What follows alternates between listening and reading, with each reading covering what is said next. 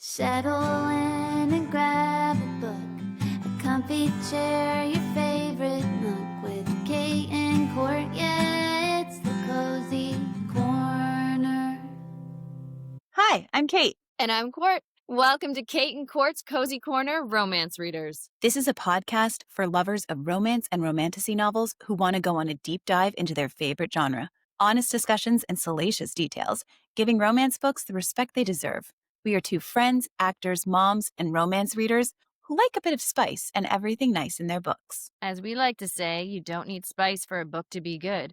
Well, you don't need running shoes to run, but they sure do help.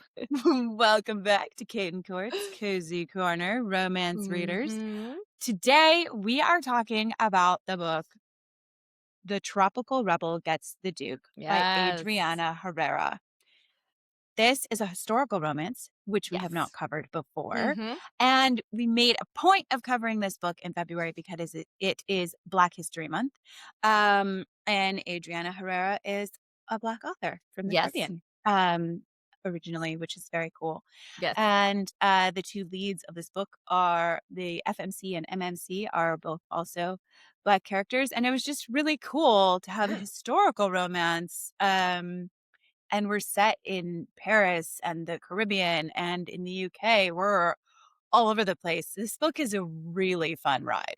Super fun ride. Yeah. It's exactly what you want in a historical romance. It's got Yes. everything, and it's okay. Well, I'll give the quick synopsis, and we'll get Yeah. into it. Basically, this book follows our female main character. Her name is Aurora. She is a doctor. She's in her late 20s, but it's in the time where like you're supposed to get married. She was supposed to when she was 15, but like ran away. And so she lives her life, quote unquote, like as a spinster, being a doctor and refusing to get married. And it starts with her at this apartment of this man, Apollo, who we learn is a duke. And basically, she shows up at 2 a.m. and asks him for sex. Like that is literally the opening of this book. It's amazing. You know I love it. We get right to away. business. Yes, right away, which is fantastic. And Yeah. then it could like there's so much to this book, but I would say let's start at the start and then build it in as we go because the world right away, like a woman showing up on her own, a Black woman to a man's apartment at 2 a.m. in these historical fictions, like this does not happen. But he literally says, like, what are you doing here? And she says, to return your key and to have sex with you, to have sexual intercourse, my lord. Like, literally, she just that thing is like, well, come in then. Like, obviously, you're welcome. And she makes comments where like, I'm surprised you don't have a line down the street. And he's like, oh, my next person's coming in an hour or something. Like, he's playing it up. He's a big rake. She's expecting him to have all these women all the time. And he is happy to let her believe that. And he does enjoy himself, but he's still playing into it a little bit to get her going. He likes bantering with her. He likes teasing her. It's a big part of their back and forth. And he always calls her Doctora. And basically she goes in and he essentially eats her out for the first time. And she has her first orgasm from a man. And it's like, and she doesn't know what to do. And then he's like, okay, you should go home. Yeah. She asks if he has any food and he's like, just chocolate.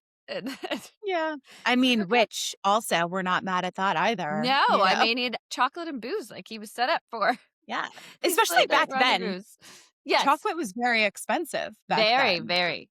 And he tells her in this that his title has changed. He's no longer your lord, he's now your grace, because he's been upped from, he's now a duke. He wasn't a duke, but his father has died. And he's now a duke. And it goes along the story. He's new to the duke, but he hated his father. And he basically like usurped him and did all these backhanded ways to take over his father's dukedom from him. This is his plan all along. He has a new half brother, which we kind of figure out there's earlier books in this series that neither of us had read. But now that I've read this, I'm going to go back and read. But you also don't need to. Like you can just jump in. It's so good. You don't need to at all. And I did do a little research in that regard because his story is so complex. One of the reasons his story is so complex is he's a Black man. Well, he's biracial. So his dad is a Scottish duke. Yes. And then the reason he hates his dad so much is because of the way his dad just abandoned his mother, but they were legally married. And so he does have actual like right to the title of dukedom, but of course, being a Black man, being biracial, in the courts, the whole system and society are doing like everything they can to have him not be able to have his title. Now, apparently not much of that is in the previous books at all. There are about two other, the Las Leones, the other women. Yes. That's what I who are her friends, which, yeah, you get that sense, you know, like the there's way two that best friends. One's in love with one guy, one's in love with a woman. And both women, you know, there was something to their story in the previous books. It's clear that's like their own love story, which is great because you get that hint, you get the love story, but you're still able to just be in this one, which I love. Yeah, I love that too. It's my favorite thing we've said it a million times because I'm often coming in somewhere different in the series than the beginning. Yes. And I love that you can do that. It just takes pressure off. Yeah, It's exactly. nice that they all work as standalones and they work as, you know, a unit as well. Yeah. Yeah. And it's nice to have historical romance, obviously it being Black History Month, but just in general, having the leads being Black and still touching on the difficult in society, but not making it a separate, like they're still living their roles in these heightened positions. And yes, it's not about that. Like, exactly. it's not like just, that's what I love about it too. We're not just stuck in, you know, struggle and our typical sort of traumatic, storylines that we get when we feature like Black characters. It's like, no, we got, you know, you kind of get that really fun Bridgerton feel. Yeah, which it's very talked about. Bridgerton-esque. Like the show, because the show is a lot more multicultural than I think maybe the books were, but the show is done so well, and this gives that vibe big time, which I love. And then so Aurora is like, she's a doctor, but she does like all this underground work for women that need special things from. So it's implied she heavily that she does abortions. She helps women that have had injury from pregnancy or stopping pregnancy, and just care, because women are in this time very much the property of their husbands. And a lot of the husbands won't let them get medical care or seek care. And so she provides that service, sometimes free, sometimes whatever they're willing to pay. It's a big part of who she is and why she does it, because it was a life that was almost forced on her. And it's the way that she can have some control and give back. And it's amazing. Like her story itself could be its own story.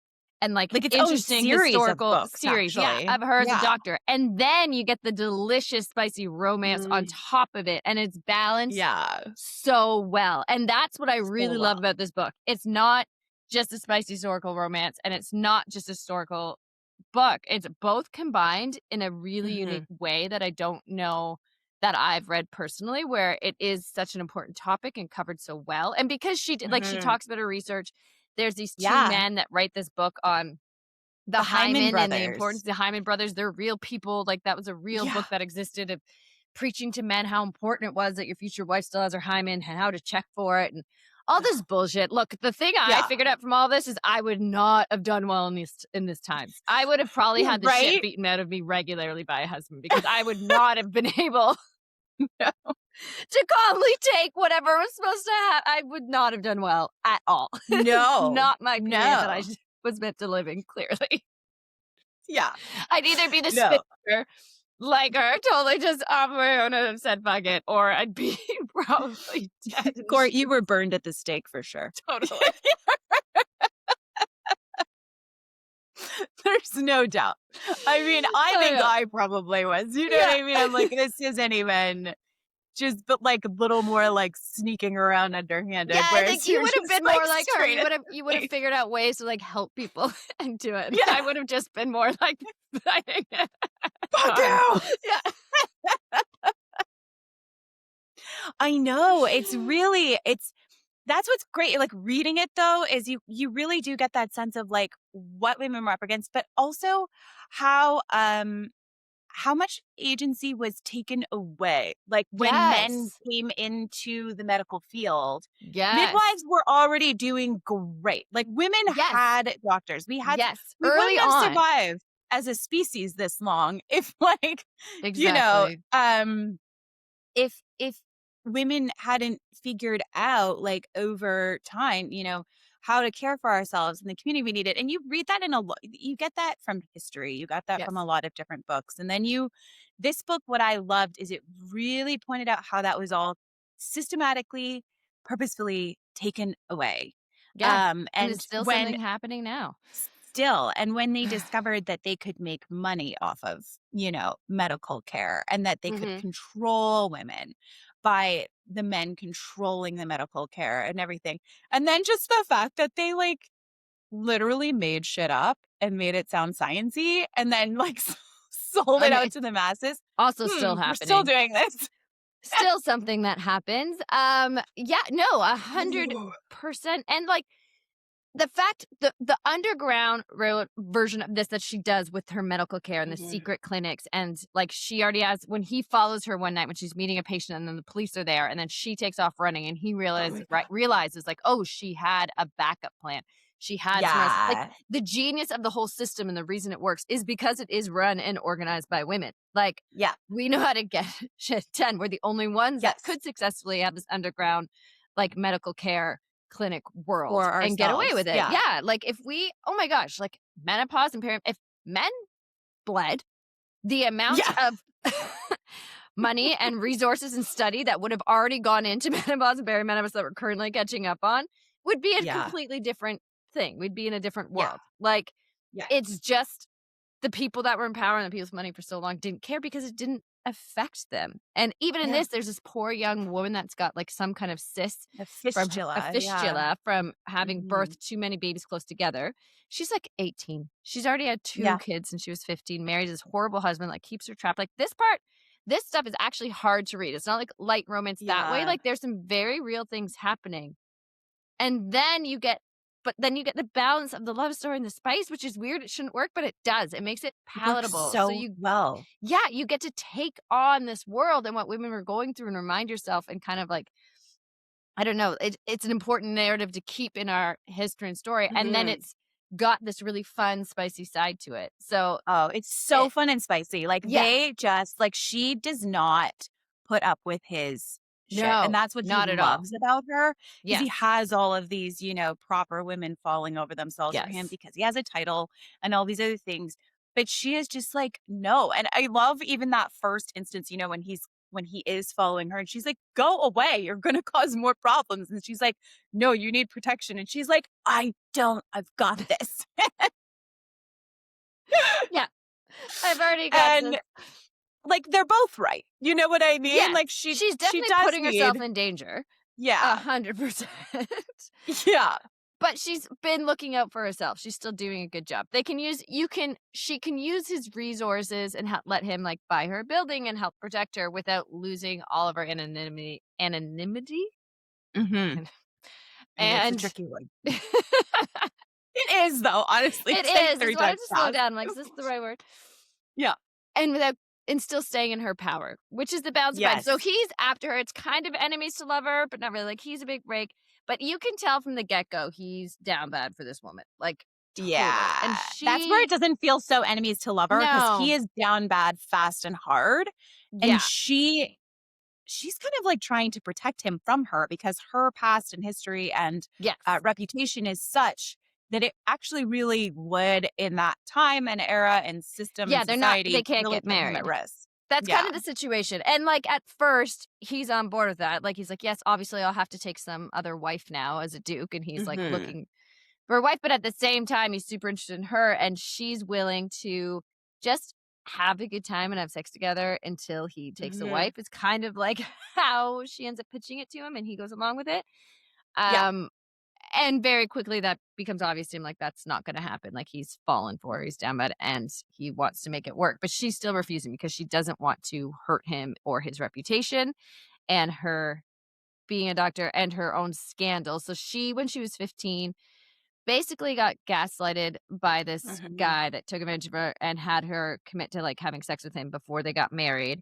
And she got pregnant and then he tried to force her to marry him. And instead her family luckily helped her hide the pregnancy. I think she had an abortion. But it was again a bad one, a scary one, and like things that happen from this guy. So that's what kind of set her on her path is she had an abortion at 15. And he took off, and so that kind of set her on this world that she was going to be a doctor and help other women so that they didn't fall into the same situation she did. And it comes back around. He comes back into her life.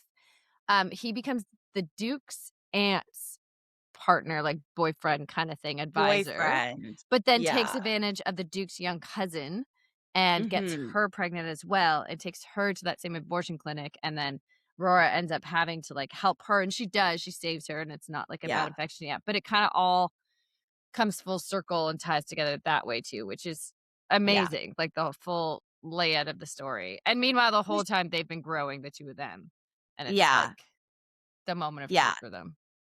Exactly. It was funny because I read the book and I loved it so much. And then last night I was like, wait, how the heck did they get it together in the end? Because they really, I reread the last chapter. I was like, oh, yeah, so much happens right at the end. Yes. You know, Yeah, it's a big ending. It's a big ending. A lot of pieces and people come together. And then you're like, okay, now. And then she still is like, Yeah. I gotta go. And then I really loved how it was such a classic romantic, ending of her Oh, yes. seeing this other couple in a dire situation where she's like, the doctor on call and this woman comes in like, he's like, I never should have left. She's like, I never should have left. And then she's there and she's like, what am I doing? I shouldn't have left. Like comes to her senses and then like gallops to him. And it was so fun. It's so great. Well, and what's great about this book, so normally in a historical romance, it caters to the rules of the time of the like touching, like touches, like hand holdings, and maybe to a kiss, and like it's very proper until they like cross that line of kissing, then they get married, and then they enjoy sex for the first time, and you go on that ride with them, and it's still super like sexy and done well and spicy. But this one doesn't make you do that. Like because she is an older woman and wants to have ownership of her body, she wants to have these experiences. She knows she never wants to get married, and so she uses the Duke at first for that, and it is so delicious. She doesn't wear a corset because she says like I've seen what it does to women's body and I'd never put my body through that.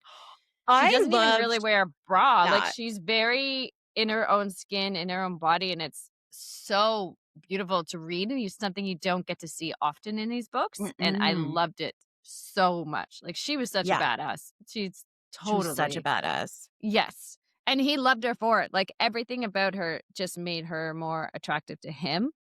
And it was so nice because you got that sweet romance, like you're saying, at the end of it, but you had all the spice building up to it. So it was almost So like, much again, a spice. reverse slow burn in that way. Kind of like in Bradbury where you had the spice and then you got the love story at the end of it. I love that, though. I love when we flip it that way and we prove that you can still have all of the emotion and connection and everything, even when you have it right. I also love the slow burn, but I just like and I think the story in order, this one is supporting, like we said, it's got so many things going on. Yes. That it can do that, that it almost needs it. Otherwise, it might be too heavy. Yes. Yeah. Yeah, definitely. Yeah. Because it is heavier that way than, say, a Bridgerton. If you're reading like Julia Quinn, I've read all of hers, and very real things still happen in it, but it's much heavier. So you need that spice to balance it, and you get it. It's funny because I would think when I read all Julia Quinn's just historical romances in general, I didn't know if I'd be into them because they are such a slow burn and such like small amounts of intimacy and touching. But again, a good historical romance writer makes that extremely hot. It makes somehow that first kiss so chaste that it like feels the same as sometimes more of a spicy, smuttier writer makes the first time they have sex. Like it's really interesting when that balance is there. There's something about foreplay done well, regardless of what kind, that can just like hit the right spot. Totally. Whatever you need. But when they finally have sex in this book, oh my goodness. It's so hot. And he's just so obsessed with her. And it's hard sometimes in historical romances to get into it in my head because I start to think about like the bathing practices and like, things about that time that are like, But this one does not have that. It's all No. very enjoyable and believable. And they even, I think, they wash before. Like, she's taking care of that. There's no Yes. stressors in your mind of like, what would that like? No, like Yeah, she's no. written it very well. So you're just along for the ride. You'll Mhm. learn something, but then you also get this beautiful romance that makes you want more of these characters and more of this world. Yeah. Yeah. I love how she even deals with contraception and, like, Oh, back then, yes. Yes. you know? And they called it And something like English papers or something? or like a something had yeah. Then Or she was like, French papers. I've already got my Dutch cap." Well, She says, she "I has a already have Dutch cap, but he a Dutch says, "Do cap." we need Oh, French yes. papers or something?" Which I couldn't figure out what Something like that that. would be. But I love the Dutch cap and that she's so on top of birth control ready for Mhm. herself. She'd already put it in before they met up to have sex, which is Yeah. so, like, feminist of her. And again, so great to see these women because they existed. Like, They there did, had to be yeah. the women fighting against it in that time with what they could. Yeah. And so to see it represented and represented well is super Mhm. fun and It's a really super ride. fun. Yes. Even when you mentioned earlier, she's like, "No, I don't wear a corset. I've seen what they do to women's bodies." And it makes you think like, "Oh, right." Because, we see like corsets almost reverentially Mhm. sort of, displayed in so much of the historical like romance stuff that we see on TV and you see the thing and then we even have like modern corsets making a comeback now and I do like that there's the actual attention on like that's not It's healthy. not Like good for that's you. not good for you. No. And that's your body's not supposed to look like that. That's why it No. doesn't. It's a total different. Have you ever worn one? Like a real one? Like an OG? Maybe like way, way back, but not really. I I did don't know. Maybe. once. I was pregnant though, so I was a little scared. Like, I was early pregnant Ye- and I wore because I Yeah. was wearing like literally a dress that from like the movie Caroline, like I can't remember. But anyways, like an actual historical piece of dress for this like Supergirl commercial and they Mm. put a real corset on me. And it does like all of a sudden your boobs are like and Yeah. everything's like and, Yeah. I can't breathe and like it Right. really forces you into doll stature. And it was Yeah. like I don't it's fun, like, as a playing dress up, like, it's super fun to put on a Hmm. period piece and do it, but, oh my gosh, I can't imagine the everyday of actually Yeah. doing that to yourself and how much damage Right. that would do. It's Yeah. kind of crazy, and it's all, again, just for male attention in male Male gaze eyes. and attention Like, and shrinking. You're shrinking yourself. I hate yes, that. Like all the feeling many sick. ways that women are encouraged to shrink themselves, and it's like enough of that. You Yes, know.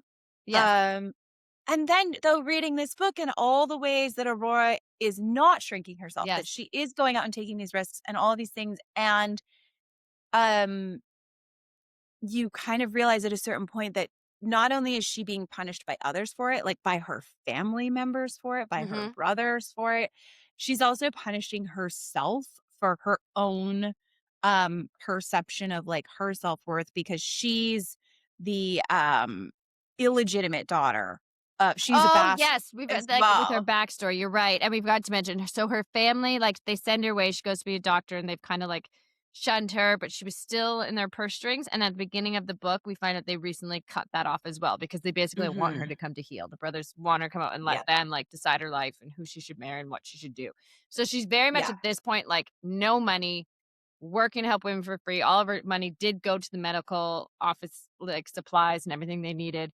So she's really down on and the Duke sees this and also, like, takes that on, like, "Let me help you, protect you," and not even because of the sex, but just because he's so astonished by her and has such Hmm. reverence for her, and Yeah. it's hard because she has a hard time with that, like you're saying, like, taking the handout because she has worked Yeah. so hard for herself, but Yeah. also recognizing she needs it if she wants Mhm. to If help she them. wants to be able to grow Yes. and help more women in a safe manner, she does need help, Yeah. and she does need help from somebody who's wealthy, Mhm. and all of these, and particularly like someone this powerful man and everything. And she's like, okay, But then she finds I out will he's take. been helping people as well, like, he's been donating to charities. Yeah, He really is a good guy. He's probably a yeah, cinnamon roll.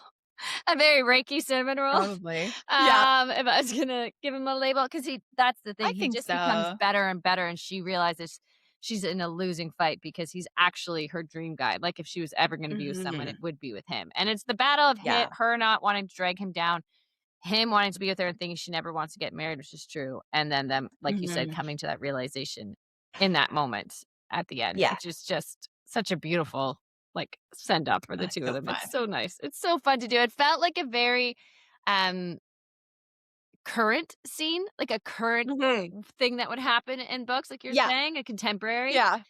Yeah. but still done in a historical way. And I really loved it. Kind of like Grey's Anatomy I did vibes too. almost of like Totally. Like, suddenly be like, realization. maybe it's just the Go. doctor medical love Yeah. part. That's The probably why. doctor part.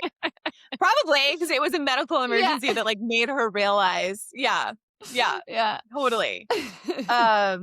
But, like, it was so good, and then I loved, when you talk about, like, the ways that he's been helping people and, like, his friends, he's got is it John Louis and Min who are Yes. lovers, and then they, like, teach her self-protection. I love how capoeira makes Yes. its way into this I book too, which is really cool, know. like, when she's watching him fight, he Mhm. does this French boxing thing, and then he's doing capoeira this other time, and, we just get that sexy it did remind me of that scene in, like, one of the Yes. earlier seasons of Bridgerton, Yes. Yes. where The they're in boxing those scene. pants. Mhm. Yeah, Mhm. the boxing scene and, That's like, the no sexy shirt and time in historical. They can make them boxers, and then we get the body descriptions and, like, the sweat and Yes. yes. Yes, and not like aggression and all that stuff that's just so sexy. Mhm. And then it does come into play later, like the couple of times where, he does rescue her like directly because Mhm. um she's tiny. She's like a tiny little thing anyway. She's like She's 5'2" yeah, or she's, like, short something. and curvy. Yeah. Yeah. Yes. And so when this like big guy, when like Ackworth comes after her, Y Ackworth's or no, not it's not even It's Ackworth's his boyfriend. It's manservant. his manservant Yes. comes and starts attacking her. And Yeah, she then, helped his and wife.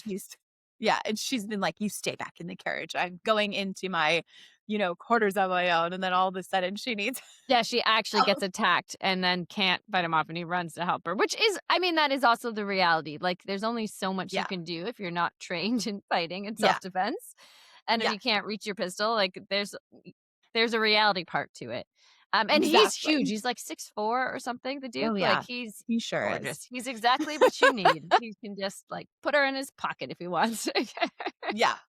Yeah. But He's also all lets the her be good things. powerful and strong. So it's a really great that's his deal. He says he'll give her money, for the medical building if she'll take Hmm. self-defense classes.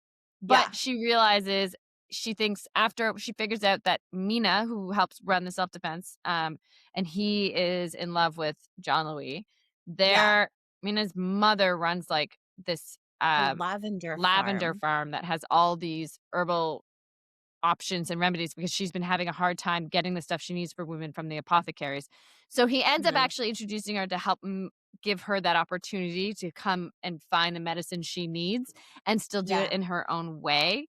And she realizes that. Yeah. And then she finds out, like, oh, he's been helping to subsidize this farm and other things. Like, it's Ah, really quite it's extraordinary how he ties all amazing. together. You're like, oh, he's just such a good guy. And that's why you're okay with So him great. helping her. He's worthy Yes. of her, which is hard to be because she's Yeah, pretty amazing. And totally. yet we And then get a main male character that's worthy of her. exactly. I was reading at the end, like, some of the author's note stuff and everything, and she was like, Yeah. "Yes, and I created the lavender field," and everything 'cause she's like, "I just really wanted them to have a scene in a lavender field Yeah. together." I was like, "I love that." I love it. You just saw it. Yeah. Yeah, it's probably I really sneezing. enjoyed that whole scene too, like, when we were in the Yeah. French side and the lavender fields, and they're walking through them, and I was like, "Oh, I'm really It's loving where I am beautiful. right now." My flowers for my wedding was dried lavender. Like, I had a dried lavender, and all the Ooh. guys had dried lavender, which was great until you gave them hugs, and then they all brushed off. Everything was But it looked good at the actual ceremony. But it was like I went to lavender field, and we got all this lavender and, like, boxes Oh. of it to make the boutonnieres and the flowers, and it was so beautiful. And then my Oh, apartment that's smelled like lavender for gorgeous. weeks. Although it was a little much in the small Best. apartment, but yes. Right, right. Yeah, it got a Every little time you it was walk a little inside, you're heavy. like, "I'm sleepy." Yeah. So relaxed. Yeah, but it's that perfect, like, light purple, the breeze, the green, like, staying with you now. I'm like, "Oh, I just Mhm. wanna go there." Be in the sunny right? lavender Yeah. field. And so, oh, and then I think it's cool, like, so he doesn't want her going back to her place ever. And they stay at I love this, their den of iniquity, which Oh, is yeah. like his Call it the city whole pied a time. terre. Mhm. That's what they call it the whole time because it's just his little sort of apartment he has in the city. It's not really his like big grand home. Yes. Um, It's where she and thinks then that he they, has all his dalliances, but she finds out it's actually only her and his aunt that he's ever brought there. So, like, everything he said at the beginning of yeah, the book about more women coming and alive, it's all false. Like, it's actually only her that he's brought there, and he's yeah, always made sure she had a key to it. Like, he's always been taking care of her without her realizing it, and he hires a yeah. chef. After that I first night know. when he had no food, he hired an on-call night chef from then on, and she doesn't even come back for, like, a month or 2 to this Yeah. den of Den of iniquity. iniquity.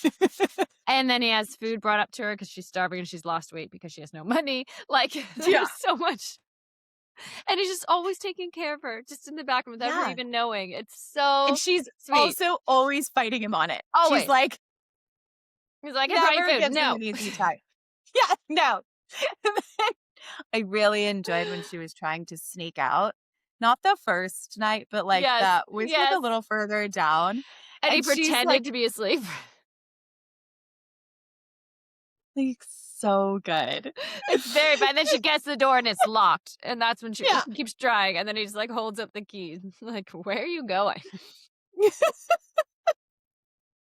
And it always like right up into like always in a fun way with him, Yes. like up until the line of that has you kind of feeling like, he's not going to do anything untoward, but that sort of like has you like, oh, like he's staring, Yes, like and in because how charge. men are at that time, like there's still the Mhm. lines a little bit further with what you can get away Yeah. with. But he doesn't do that. It like No. teases and acts like yes, he locked her in the room, but not because he's going to force himself on her, but because he knew she Yeah. tried to sneak out and he wanted her to have to face him in the Yeah. morning before she did.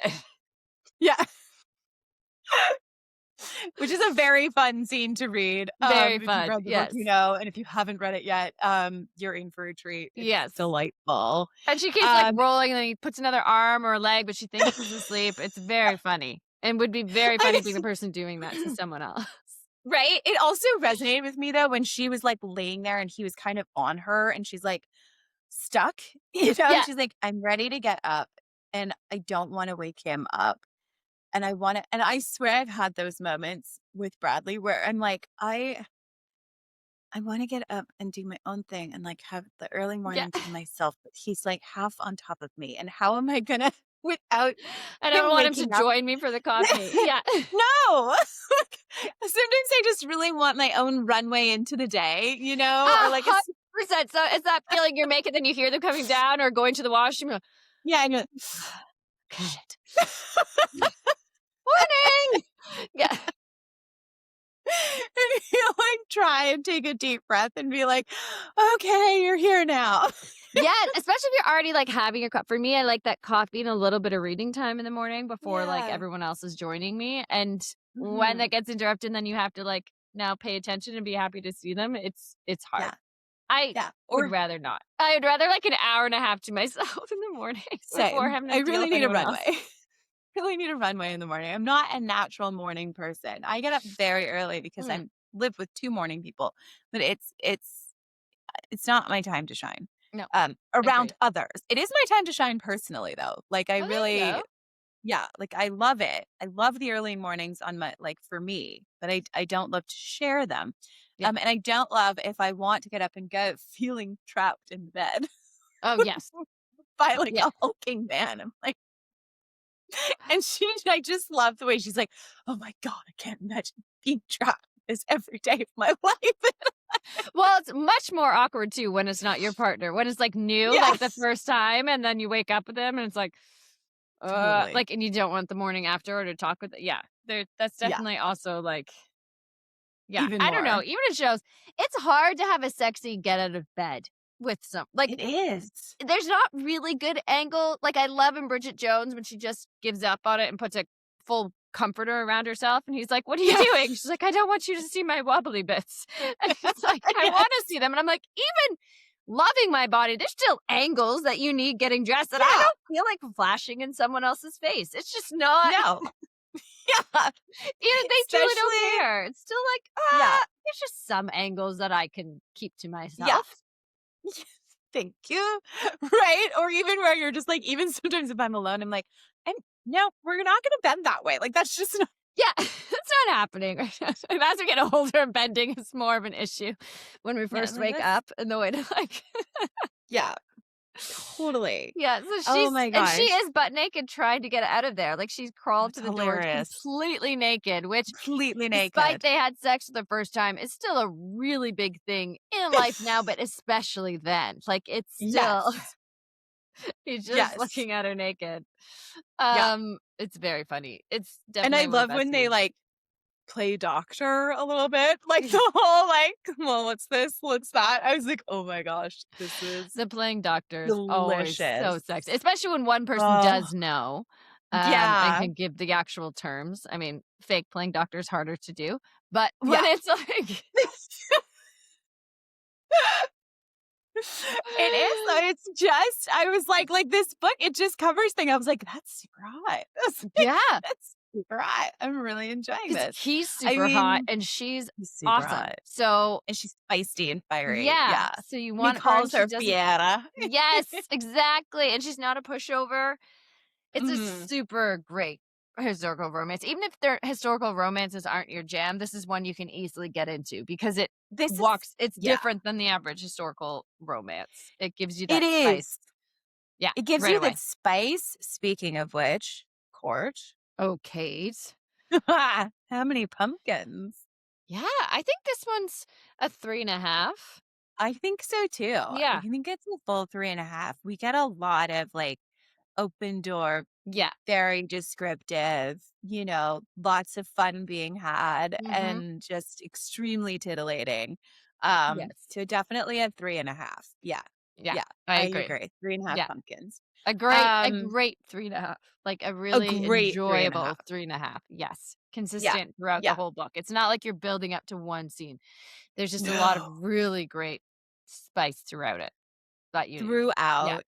And you learn a lot throughout as well. There were so many things. Like I really enjoyed reading the notes afterwards and finding out how much of it was very much so like, yep, this is true and this is true and this is, I was like, oh wow, because we know, but we don't think of it often or necessarily retain, and I think a lot of the times also purposefully not taught the ways that women did resist all the way through, or even the ways that there were people of color and Black people and brown people and all over the place all the way through, not just in like lower positions all the time. So it was a really fun read as a historical romance in that sense. I was like, oh wow, I'm getting like some serious spice here and I'm learning some things too. And I'm feeling totally empowered. Like this is great. Everything in that way. Yeah. Because sometimes, like you said, historical romance can be a little bit like a princess tale, and you're sort of like, it's enjoyable, but it's so restricted that you're sort of like. And honestly, the men can be kind of just like mediocre, but kind of not nice, but nice, like not just not control their wife. And you're like, oh, he's worthy of her. Like, it's kind of BS, where in this one, like, he really did deserve it. Like, he really was a great guy. And he was a great guy. And he has this, like, rake persona, but he doesn't actually do all of those horrible rake actions. He's either, charming. He's very charm, but also power. And also, that he could also kick the shit out of someone in the shit. Like, it's not false bravado either. She wrote him very well. He's a very enjoyable main male character. It reminds me, I'm pulling up this because I wanted to bring this up to you today. Have you listened to any time recently Let's Hear It for the Boys? That song it's from 1984. Let's hear it for the boys. Like whenever it comes on, I listen to it on the radio. I always have a blast. But today it played. I don't know if it's from reading this, but I'm like, this is really just celebrating a man being very mediocre. Lowbrow. Like, it's literally the words. Like, he doesn't talk sweet. He doesn't have much to say, but he loves me. I know he loves me anyway. He doesn't dress fine. I don't mind. He's not Romeo. God. He's my love and one-man show. He's not rich. He watches every dime, but he loves me. He sings off key, but he loves me. Let's hear it for the boys. Let's hear it for the boys. Like, that's what this song is. It's literally like he's shitty. Maybe she's saying he's just really good in bed. We could try to give her that bit of the doubt, but it really sounds like she's just like, he's a kind of shitty guy, but he loves me. So that's all that matters. I think like it's a song from the 80s, and I think it's and this is the problem. That mediocre man up on a pedestal. Fucked with from a very early, always our parents, and back in these times, like men have had such a low bar. This guy had a whole song written about him, saying basically he does nothing but love her. Apparently, he doesn't say it, but she knows. She knows anyway. And, like, how lucky for her that he loves her. Yes. Like, and we always have a great time. I'm like, when are you having a great time? None of the things he does sound like a great time. It's just that he's there. Like, what? And that was our bar of like singing it out. Let's hear it for the boys. Like, no, let's not. And they got us with a catchy tune. Yes, we all blindly sing this song. And then this morning I was listening, I'm like, what is this? And I like looked up the lyrics. I'm like, no, this is awful. No. I love that you point that out because, you know, there's a lot of songs like that. Yes. There's like a Shana Easton one or something. I can't remember. We have old records. And it was on the other day and I was like, I love the tune, but the messaging of this song is terrible. Yes. It was like about your man going off to work and waiting for him to come home and that being like glorious in some way. Yeah, it's the equivalent of this, of the like, oh, he showed back up. Woo, I won. Like, that's all our bar was. That's insane. That's terrible. Insane. Like, I know. And then we go like, oh, and we've come so far now. But, you know, at the end of this book, she talks about like, as she was writing this story, this book came out last year in 2025. So she was writing this in the 2020s. 19 different attorney generals were requesting access to federal records to monitor women crossing state lines to receive abortions in the United States of America. It's still happening. It's still, and it's under the guise of pro-life or religion or whatever people want to do it, but it's not. It's just control. It's controlling. Yeah. It's keeping women at home so that they can raise a kid they don't want to have. It's about power. Yeah. It's about money. And systems put in place. Like she goes from the Comstock Act that I mentioned in the book to the rise of forensic medicine as a means to penalize women. It's just so like, it's not, we're not crazy, you know? There's systems in place that were thought out to keep people suppressed. It's the same reason why I think it's worth it and why it's important. You know, there's been times where I've been like, oh, like, I can't wait until, you know, I'm somebody who doesn't have a special month for them or a special day for them or whatever, like where I'm just a person. But on the flip side, like we're totally not there yet. And we do need all of these things to like make sure that awareness stays like prevalent, to make sure that we're solving these conversations, to make sure that we realize like we still have a long way to go. And it's important that we don't just homogenize everyone or pretend everything's okay because we can see it happening now, you know? And I think that's what I love about this whole genre of romance books and romantasy and everything is that you cannot be reading these books and not feel empowered and not feel like, you know, not have a certain song come on and suddenly hear the lyrics and be like, no.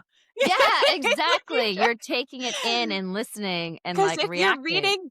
Because if you're reading, you know, and people make fun, they're like, oh yeah, like you read like hundreds of them a year, like how much can they really be giving you? And it's like so much. And it's a good thing I'm keeping myself very like soaked in all of this because we're not there yet and we can't get complacent.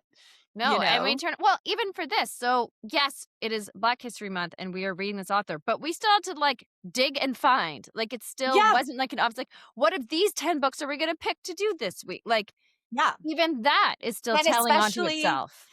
especially when we were like, a lot of the times we're like, okay, like let's talk about the book that's really big on Book Talk right now. You know what I Yes. mean? And it was like, well, it's none of those are by a Black author. Yeah, Why? exactly. You Why? know, because this Mhm. book was fantastic.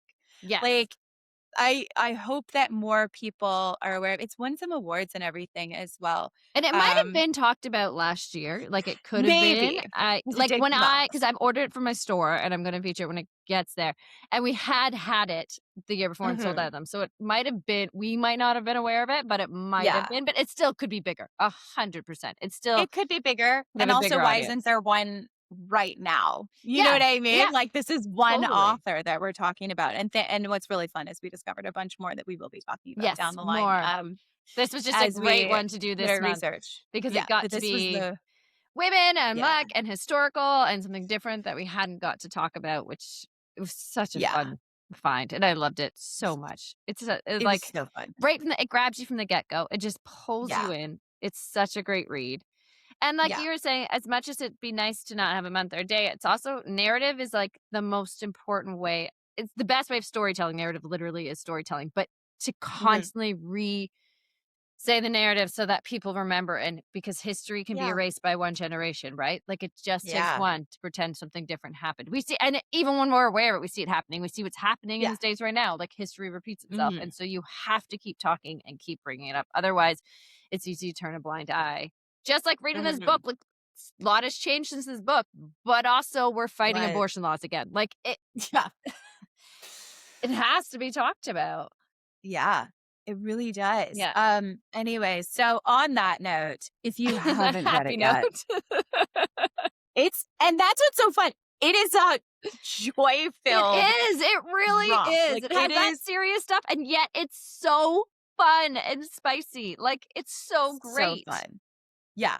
Yeah. Yes. And you get a lot from all of the side characters and everything as well. I mean, we're hanging out in a brothel.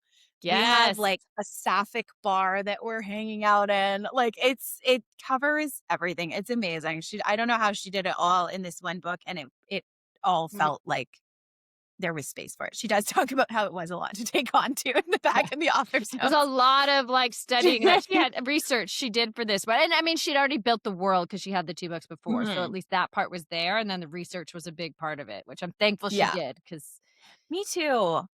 such a great I read. really enjoyed getting all of it and the footnotes at the end and everything. So highly recommend that you pick up The Tropical Level Gets the Duke by Adriana Herrera. She has many more books that you should check out. There's 2 more before that in this series, but if you just want to start here, you totally can as well. Yeah. That's what we did and we loved it. And on that note, that'll be all for today's episode of Kate and Court's Cozy Corner.